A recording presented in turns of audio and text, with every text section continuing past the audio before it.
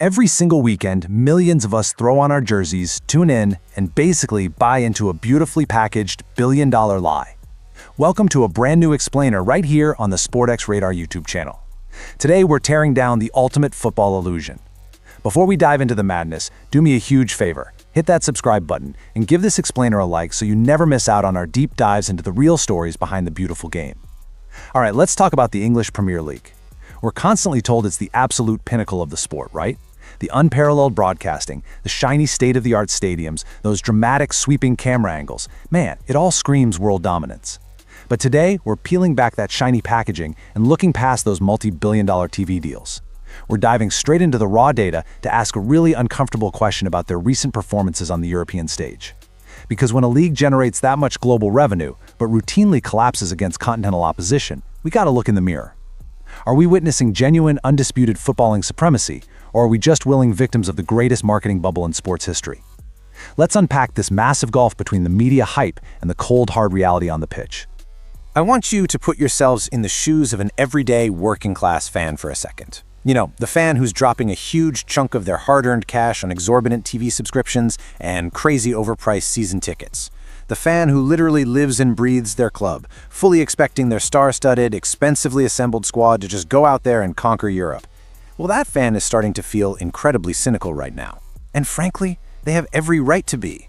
The media relentlessly shoves this narrative down our throats that English football is this untouchable powerhouse, that the intensity is just completely unmatched. But seriously, go scroll through social media after a disastrous Champions League week. You'll see the absolute heartbreak and raw frustration of the ordinary supporter. You'll read posts like, "We spent $200 million this summer just to get outplayed by a team whose entire squad costs less than our bench." Or, "Why do our world-class superstars suddenly look like they've never even met each other the second we cross the English Channel?"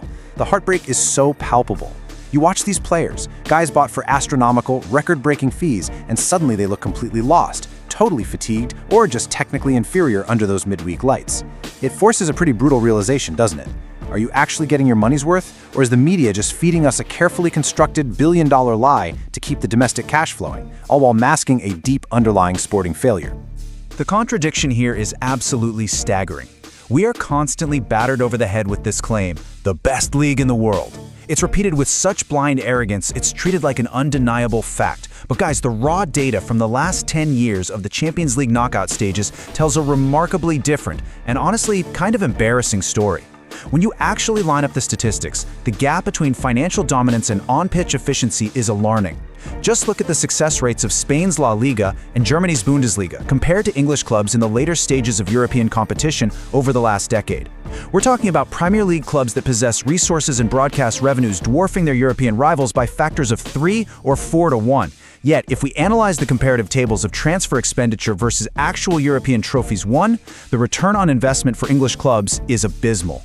Literally every single pound spent is yielding diminishing returns.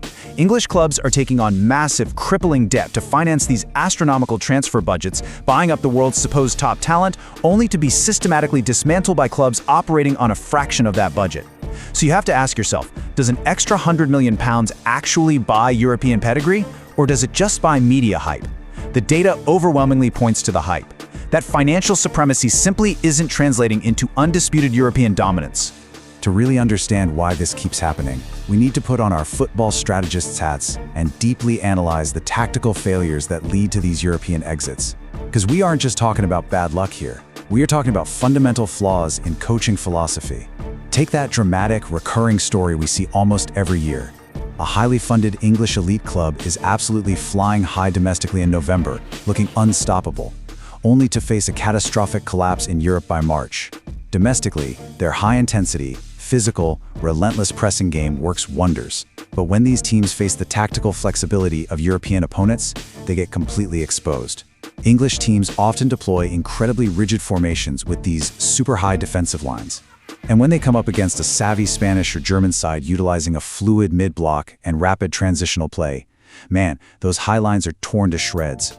We see world-class Premier League fullbacks caught way out of position, center backs completely isolated, and heavily funded midfields totally overrun by technically superior, tactically adaptable opponents, who just effortlessly pass right through the press. And the Premier League defenders will always use the exact same tired counter-arguments. They'll say, "Oh, the domestic schedule's too punishing," or "there's no winter break." But come on, that excuse completely ignores the fundamental tactical naivete and defensive frailties shown on the pitch. The reality is, the high-intensity English style burns players out, leaving absolutely nothing in the tank for the complex tactical chess matches required to win on Europe's biggest stage. So what does this all mean? Well, we are left with a massive disconnect between the global brand value of the Premier League and its actual, tangible sporting success in Europe. It's a financial giant, sure, but it's got absolute feet of clay when it comes to true European pedigree. So I am challenging every single one of you watching this right now. If you still believe the Premier League is the undisputed king of football, I want you to head down to the comments section and justify these billion-dollar failures. Seriously, defend the rigid tactics, defend the reckless spending, and try to explain away the last decade of Champions League data. Are the scheduling excuses actually valid? Or are you finally ready to admit that we are all just watching a beautifully marketed, fundamentally overrated bubble? I want to see your tactical analysis, your raw frustrations, and your honest opinions down below. Let's get this debate raging because the numbers and the heartbreaks absolutely speak for themselves. Thank you so much for joining us for this explainer. If you enjoyed tearing down this illusion with us, make sure to like the explainer, subscribe to the Sportx Radar YouTube channel, and hit that bell icon so you're right here for our next breakdown. I'll catch you in the next one.